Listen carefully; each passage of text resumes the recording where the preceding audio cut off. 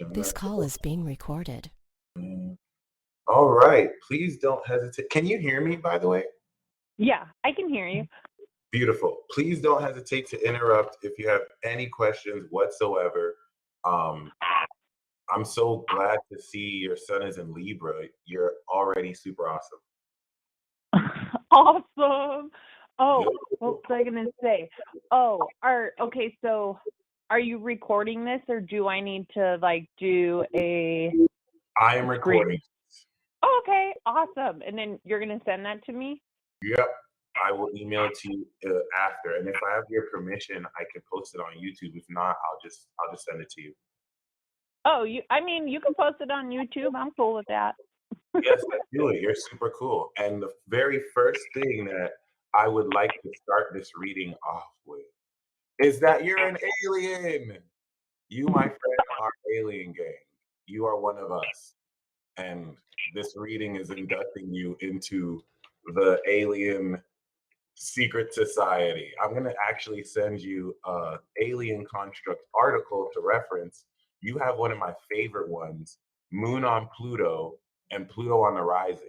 So this gives you the ability to sense negativity, discovers other secrets, communicate with snakes and eagles, protect others from IRS audits, reflect power back to others so they can own it, cause others to see what's occurring on deeper levels, and identify enemies. It's a fancy way of saying that you can give people a death stare and they'll suddenly contemplate the meaning of life and stop wasting your time.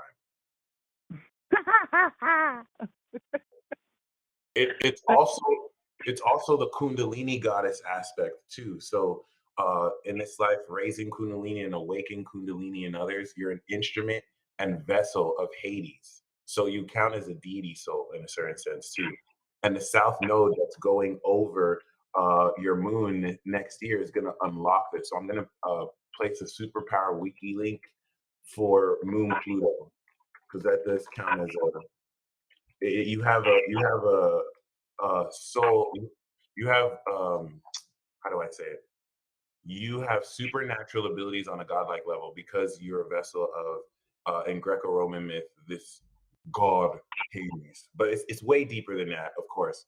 And this speaks of your representation of wisdom, which is once again super awesome because as a Scorpio rising, you are pure queen, Amanda. And as pure queen, you have the vibration of pure balance where you are the pure artist.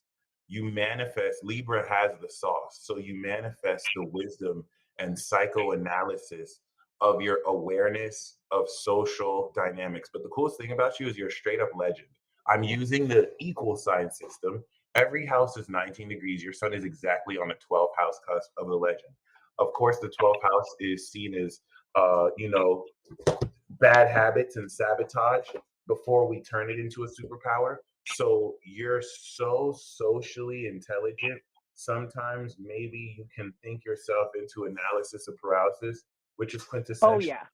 right. It's quintessentially more a Virgo thing. But I think in the 12th house, you can be aware. First of all, this will lead you to be misunderstood because you're going to see dynamics in relationships that other people just won't see. You're gonna see two people talking, and someone's gonna be like, "Wow, they're so in love. Like they look like they're cool," and you're gonna be like, "That's not what I see. They're gonna break up tonight." This person's partner is looking at someone else's. Like you're able to note like key things in that, but also to discern the transcendent quality and nature of relationships. And so you might also overcompromise with people and be in a position to balance them when once you surrender that, this enables you to stand firm in your wisdom and deep intuitive feminine power. And so now Libra turns into a superpower where you're able to just intuitively see how every relationship connection is connected in one whole. Does that resonate? Because the 12th house is way deeper than that. This is just for now the best way I could put that into words. Yeah, all that makes sense. I'm super about all of that. um, Yeah, because when I think about it, I'm one of those people where when I see things that are messed up or fucked up, I'm like, no, fuck that. I'm gonna correct this because that's super fucking messed up. Like, um, but yeah, like, like I mean, I try to connect with, like, I connect with my own inner feminine, but like other like feminine, like out in the world, I'm like, what the fuck are y'all doing? Like, if that makes sense. And we also have to take into account, the nature of how influential you are, uh let's say indirectly or unconsciously, because you have such a gift of putting people in hypnotic rapport or influencing the psychology of others just in a simple conversation. And so there's so many layers to which, you're in a position to realistically uh facilitate this, especially concerning, once again, like how how do I say it? Powerful you are with this Libra of power. And so I just want to speak a little bit more to the 12th house, because this is a house of becoming, but it's also a house of really sorting through in spirituality. And the main basis of that is that we see, of course, um, oh, there we go. We see, of course, this whole notion of Aries is your sixth house. And once again, using the equal sign and whole signs, it gives every house, the Mhm. persona. But personally, once again, the sixth house now is going to represent the nature of your own um, individual habits that go into you being in a position to sort through your own lifestyle and actually map out your way of life independently. And so this juxtaposes now the unconscious habits that are influenced and you're aware of with your relationships with others.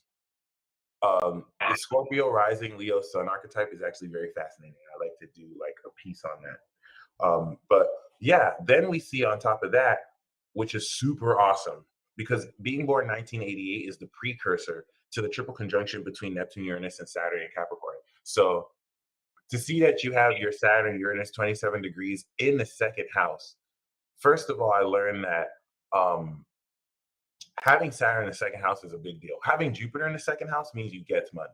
It's like a quick expansion of money and fluctuation in this lifetime. Bill Gates has it, Kylie Jenner has it. But then I noticed Saturn in the second takes a while, but it has the potential to come into a lot of money. 2030, you're going to have the Saturn Uranus opposition in Gemini around the end, and your fortune may be complete by then. I realized this when I saw billionaire Kanye West has Saturn in his second. And I don't think Joe does, but yeah, Saturn here on Uranus means you're here to bust the system. When my friends Jupiter went over her Saturn, she got a bonus, but this speaks of your manifestation of authoritarian value over the meaning of life and how you manifest unconventional perspectives to ascend people's understanding of what experiences mean. As a Libra, I noticed Libras have this gift of being able to paint pictures with their words and communicate in that sense. So Uranus is going to speak of the unconventionality that you apply to your career. We see this connects with the MC and Leo, which takes the strength of your legacy as a performer and this light of inspiration that's going to put you in social situations to really perform your message is going to now be anchored by this Saturn. This is easily the most gangster and powerful part of your chart. This is supernatural here, my friend. This is like flash clairvoyant visions solidified by Saturn that legitimately enable a real sense of reality warping. This is one of the most true senses of reality warping that the South Node isn't getting ready to unlock at a second stage, but as Saturn squares this in Pisces, you're going to unlock more.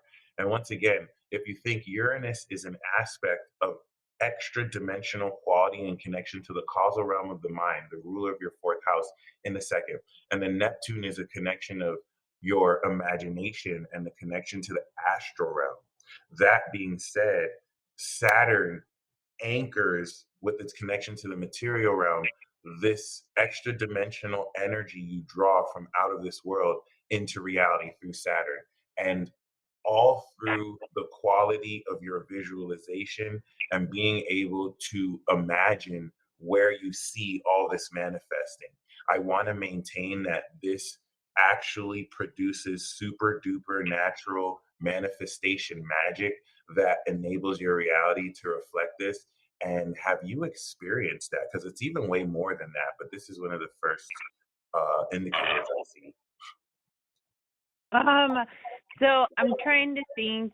Okay, so what I experience is like almost like a premonition of things. So I'll get visions of the future and people and situations, and then from that point, like it just plays out. Like I just have to completely Yes, let surrender. go. Right. Yeah, And yeah, a lot of that is Neptune and Cap trying your Venus. Our bodies move on its own with this. So our bodies are connected to the astral realm, and it's like it unfolds literally for you. This is so supernatural. Science will never catch up to this because it's incredibly supernatural. The younger generation has Neptune in Aquarius and Pisces, and that's like it's out of this world. It's advanced. It's beyond our understanding. But us with the Capricorn is the greatest. There's no greater level of intuition that anyone can have. It's opposite Chiron. And so this is even incorporated in your healing ability, which I'll talk about too, because this is insane. But I want to really talk about Uranus on Saturn because that is so super gangster. Uranus is this unconventionality in manifestation that's totally going to influence your self esteem that pre Saturn return may have fluctuated your whole life where you feel super free and confident, and then sometimes you feel like not confident at all. And this maybe has stabilized post Saturn return. And this is going to secure you a fortune because Saturn does bring limitations. It makes it a bit more difficult to manifest because when you have Saturn in the second, you can't undercharge. You have to kind of charge a premium price. You have to value your time. Actually, as a pure queen, I don't think that's an issue for you because you know your value. You see your value. But this is what that could be difficult, although it always works out in the long run because it's worth it. It's always worth it. That's the lesson. You're always worth it in ways that people may not even be able to understand because this is at a genius level of how you manifest. And what you're manifesting is also doesn't have to be money. Sagittarius is the quality of freedom. And so you're in a position where you realistically can manifest free experiences where you don't even need money. This is why Sagittarius is ascending value. You're opposite me because I'm a Taurus rising, natural king, individual. I manifest Gemini, individual. We're talking individually one on one because you paid me money. That's how the second house works. My son is here, so that's why I'm more aware of this. You have the opposite end of this where you're social because actually you're purely social too. You carry the pure social archetype because Libra social, so Scorpio social, but Sagittarius is collective. So as a social personality, you with your MC and Leo insert yourself even, and you may be introverted because we see the Scorpio moon, but you insert yourself into social interactions that enable you to facilitate and psychoanalyze the socio-cultural element around you. That being said, you manifest literal ascended fire magic. See, I manifest enlightenment in the form of communication, but you manifest the complete version of that truth and show the collective what it means. This now completely raises your income potential because you're no longer necessarily limited by just individual connections as much as now you're able to widely appeal to a whole collective. And how you manifest that, of course, is going to really keep in mind how you extend this social power. We see you have Mars in Aries. I have Mars in Aries. Honestly, I love it. The only thing that I can kind of, do better without is before I can tap into my Capricorn energy and my Gemini energy and be like, hey, maybe you shouldn't do that. Maybe you should think about, oh, I already did it. Damn it. And honestly, outside of that, it's just very instinctual. And I like it for that same reason. As a Libra, you're going to have so much more power over this than me as a Gemini.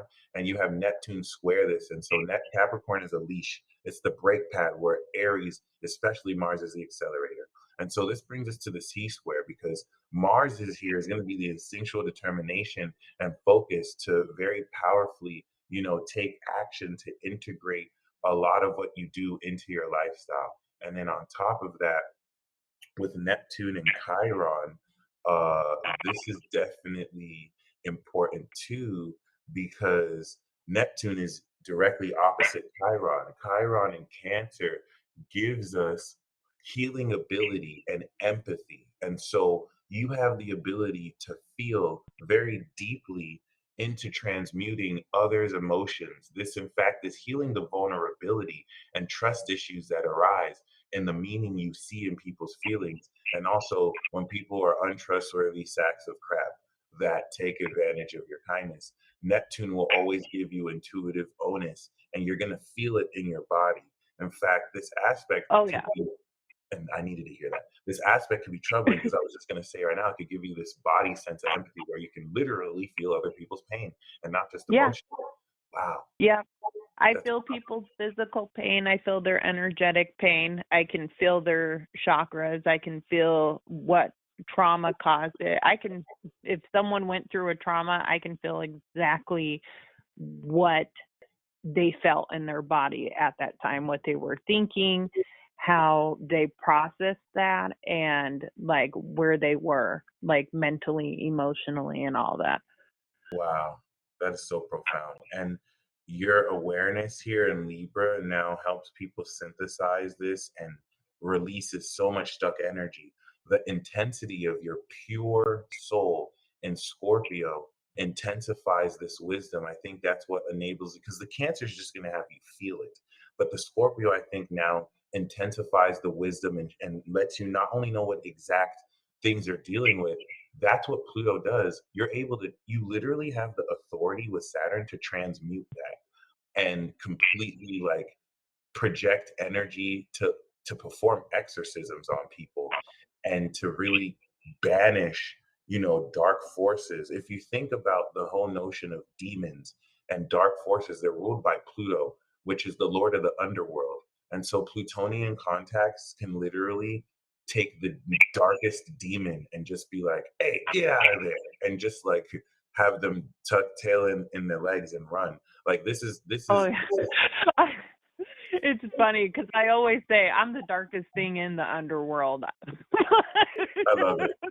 And you're not wrong. I mean, you literally carry the archetype and vessel of the Lord or Lady of the Underworld.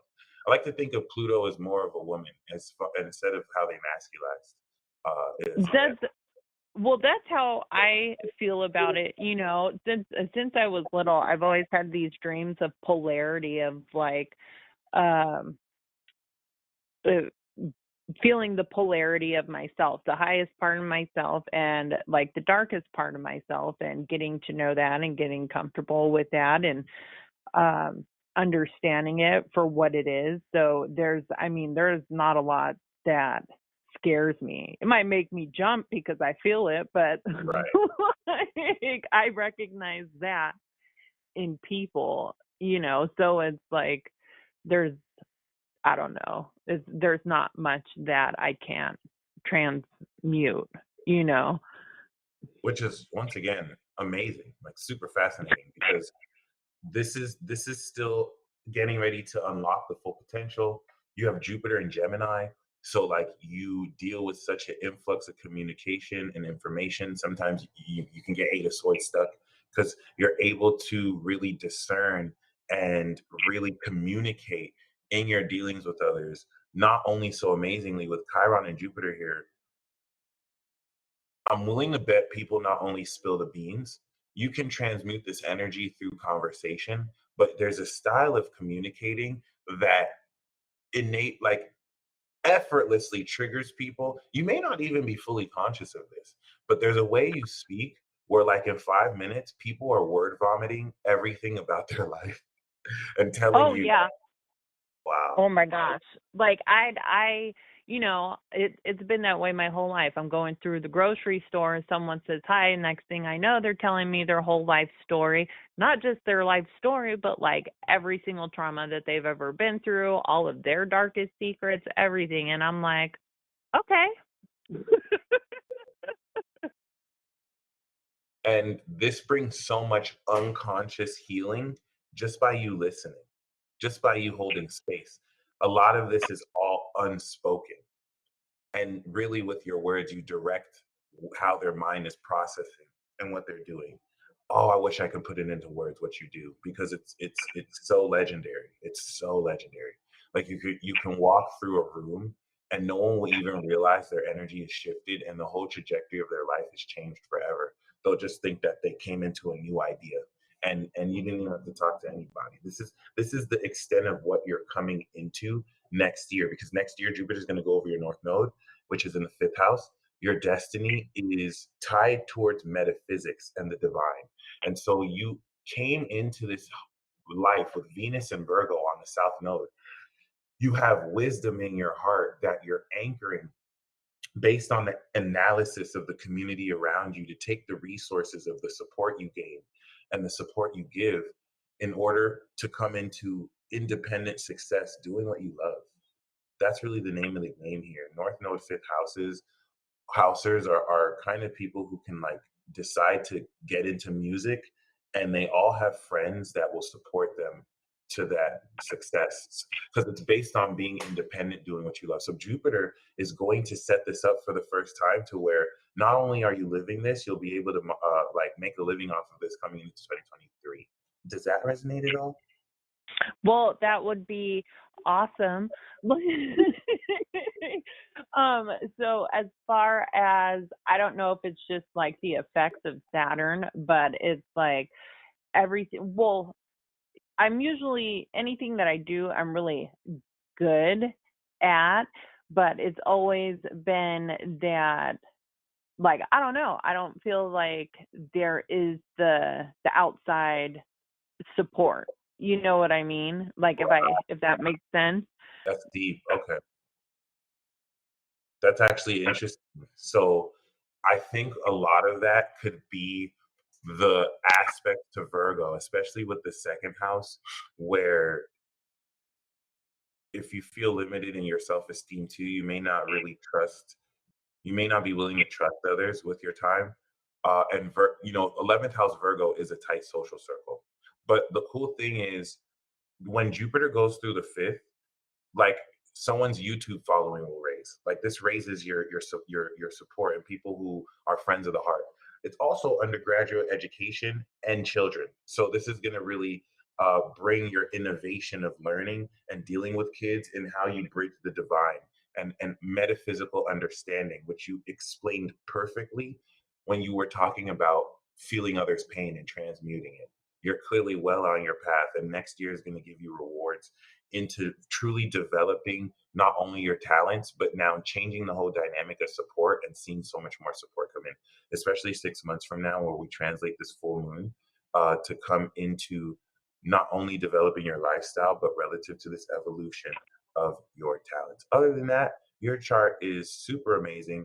I hate to cut this call short, but I will end this recording if you don't have any other questions. I think that is it. Are we going to do the second one too, the progress? Oh, wait a minute. Um,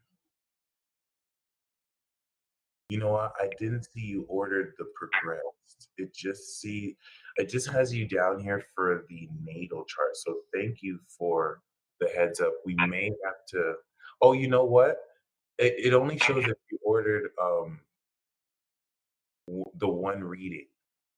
Well, because So remember, because I paid for the the discount, right? So you didn't use the code, right? So we right, gotcha. Okay, right. so So we were going to do the progressed after right. the natal. I should have rescheduled you. I apologize. If you don't mind, let's schedule the progressed for the 26th at the same time, 10:30. Okay. We can do that. All right, that's so awesome. Thank you so much. Of course. All right, I'm putting that in my calendar right now, and you can call back in this number. Okay. Awesome. All right. Thank you so much once again for your patience, and you stay blessed as always. I'm going to send you this recording right Awesome. Thank you. I appreciate it. now. Awesome.